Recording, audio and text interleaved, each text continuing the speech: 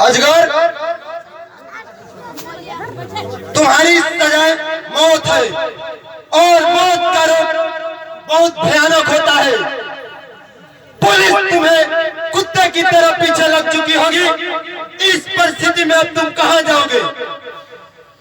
अपने गांव जा नहीं सकते, अपने बेटी से मिल नहीं सकते। तुम्हारे लिए आगे भी मौत और पीछे भी मौत। सरदार, तुम मुझे इस काबिल बना दो ताकि मैं पुलिस इंस्पेक्टर गौरव, मुनीब मुरली और ठाकुर भानु प्रताप की मौत की सजा दे सकूं। बाद में हमारी मौत हो जाए, हमें कोई परवाह नहीं। जो मेरा दुश्मन है वो तेरा भी दुश्मन है। उसका नाम है ठाकुर भानु प्रताप। बेरहम दुनिया भी कैसी कैसी परिस्थितियों से गुजरने पर मजबूर कर देती है। सरदार, हम लोग का पहला निशाना पुलिस इंस्पेक्टर गौरव होगा। चलो 100 कमीने मरे होंगे तब जाके इंस्पेक्टर पैदा हुआ होगा। देखो, ऐसी मौत दूंगा जिस मौत को देखकर दुनिया में बुझाना चाहिए। देखो, अभी मेरे पास हथियार की बहुत कमी है, क्योंकि पुलिस मुठभेड़ में हथियार होना बहुत जरूरी है। सरदार, आपका कहना तो 100% सही है। असला ही हमारे सबसे बड़ी दौलत है, तभी हम पुलिस और पूंजीपतियों से मुकाबला करने में कामयाब होंगे। न जाने ये लोग कितने मां बहन बेटियों का सुहाग गुजार दिया, और जब गरीब लोग आवाज उठाते हैं तो उसे पैसे के बल पर दबा दिया जाता है। जिस दिन मैं इसे दूर कर लूंगा, उसी दिन मेरा दिल खुशी से नाच उठेगा। सरदार, तुम्हारी सारी बातें काबिल तारीफ है। हम लोग पुलिस के निगाहों में एक आतंकवादी है, लेकिन उन गरीब जनता के निगाहों में एक सच्चा देशभक्त और क्रांतिकारी है। पट से हेडशॉट। तुम कौन हो? अपना परिचय दो वरना गोली मार दूंगा। नहीं नहीं, ऐसी गलती मत करना। तुम लोगों के पास कौन आ सकता है? वही जो पूंजीपतियों के द्वारा सताया होगा। हम भी तुम्हारे जैसे ही हैं। हमें अपने गैंग में शामिल कर लो। अरे गैंग तो डाकुओं का होता है, हम डाकू नहीं, एक क्रांतिकारी है। फिर तुम लोग कौन हो? मैं तो डाकू समझ कर आया था, ताकि मैं भी डाकू बन सकूं। हम लोग डाकू नहीं, एक क्रांतिकारी है जो गरीब के भलाई के लिए कदम उठाते हैं। जिस दिन गरीब की आग पूरे देश में उठेगी, उसी दिन गरीबों को सताने वाला पूंजीपति जलकर राख हो जाएगा। यह तो बहुत ही उम्दी बात है। तुम लोगों ने बस ही मेरे आंख पे पट्टी खोल दी, वरना हम अनजाने में तुम लोगों को क्या से क्या समझ बैठा था। तुम्हारी बात मेरे भेजे के चीरती हुई बाहर निकल गई। मुझे तो ऐसा लगता है कि तुम पुलिस के मुखबिर हो।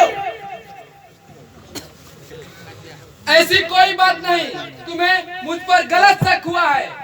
अरे शक तो अभी भी है, क्योंकि तुम्हारी बातों से पूंजीपतियों की बू आ रही है। नहीं, ये गलत है। मुझे तुम लोगों के विषय में गांव के लोगों ने बताया और मैं चला आया। मेरे माँ बाप के कत्ल भी इन पूंजीपतियों के द्वारा ही किया गया है। मैं अपने माँ बाप का बदला लेने तुम लोगों के साथ मिलने आया हूँ, क्योंकि मुझे मालूम है जो काम करने जा रहा हूँ वो अकेले नहीं हो सकती। इसमें तुम लोगों की जरूरत पड़ेगी। इतना होने पर भी तुम लोग मेरा साथ नहीं दोगे? अरे ठीक है, बोले बता तू दादा का है और तेरा नाम क्या है? मेरा नाम सचदेवा है। मैं पास के गांव मेदिनीपुर में रहता हूँ। सरदार, रखो इसको भी अपने साथ। तुम शामिल होना चाहते हो मेरा गिरोह में? मैं यहाँ आया ही क्यों हूँ? तुम्हें एक शर्त माननी पड़ेगी मेरी। क्या? कल तक मनीलाल को लूटने जाना है। उसी लूट से हम लोग हथियार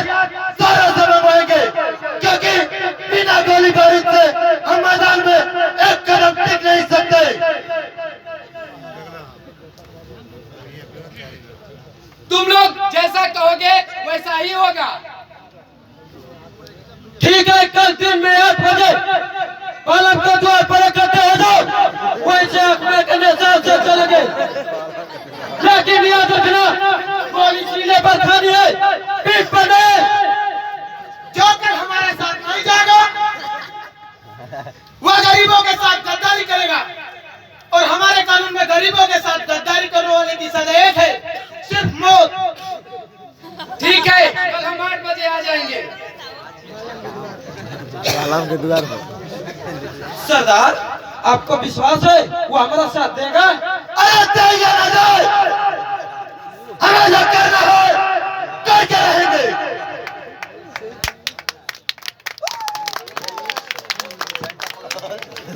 सेल्टक लो। अरे तुम लोग कौन हो, अपना परिचय दो। यह मेरी बेटी पूजा है सरदार। बहुत बड़ी हुई। अच्छा अच्छा, इसी के बारे में अक्सर चर्चाएं किया करते थे। यही तुम्हारी बेटी पूजा है। अति उत्तम, अति उत्तम। तुम लोग आपस में बातचीत करो, हम थोड़ा आराम कर लेते हैं। चलो अजगर। चलिए सरदार, बहुत थक गए हैं। बेटी,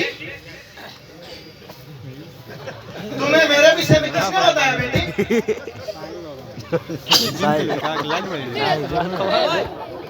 टेलीविजन, रेडियो और समाचार पत्रों में आपकी फोटो छप चुके हैं पापा। वैसे बाबा ने मुझे सारी कहानी बता दी है। तुम्हारे पापा को फांसी की सजा हुई थी, परंतु वह जेल से भागकर एक आतंकवादी बन गया है। गोगा गरीबों का मसीहा बनकर इस पृथ्वी पर आया है। गोगा गरीबों को पूंजीपतियों से आजादी दिलाने के लिए क्रांतिकारी का चोला पहन लिया है। गोगा आतंकवादी नहीं, एक सच्चा देशभक्त है, परंतु पुलिस से एक आतंकवादी से बच गया है। बेटी, तू इस बेरहमी में कैसे बच गई? मैं तो समझ बैठा था कि मैं पूजा से कभी नहीं मिल पाऊंगा। तुम्हारी पढ़ाई लिखाई देखभाल किसने किया बेटी? इस बूढ़े बाबा ने। इन्होंने मुझे अपनी बेटी से भी अधिक प्यार किया और मुझे पढ़ा लिखा कर क्राइम ब्रांच के इंस्पेक्टर बना दिया। बाबा ने बहुत बड़ी गलती की जो तुम्हें पुलिस में भर्ती कराया, क्योंकि मेरा पहला दुश्मन पुलिस और दूसरा पूंजीपति है बेटी।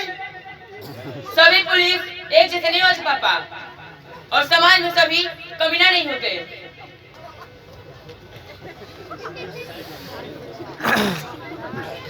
बेटी, तूने पुलिस में जाकर अच्छा नहीं किया। जो पुलिस रिश्वत लेकर मुझे अदालत तक पहुंचा दिया, उस अदालत में तुम ही थी बेटी। पुलिस हमें ले जा रही थी, उस अदालत में तुम ही थी।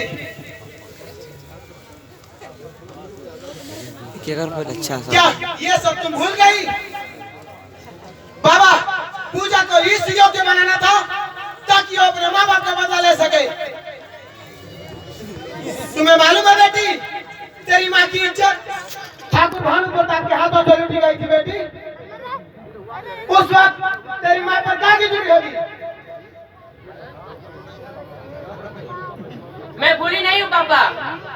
जिस तरह नाग को मारने वाली चीज उसकी आंखों में छप जाती है और नागिन अपने नाग का उस आदमी से बदला लेती है, ठीक उसी प्रकार मेरी आंखों में भी मेरे माँ के साथ जुर्म करने वाले की फोटो छप चुकी है। मैं भी उनके फिराक में हूँ, परंतु पापा आप जिस रास्ते पर निकल पड़े हैं उस रास्ते में हमेशा मौत और तबाही की हाथ आती है। यह तुम कर रही हो बेटी? थोड़ा पढ़ लिख के लिए अपने बाप को ही शिक्षा देने लगी।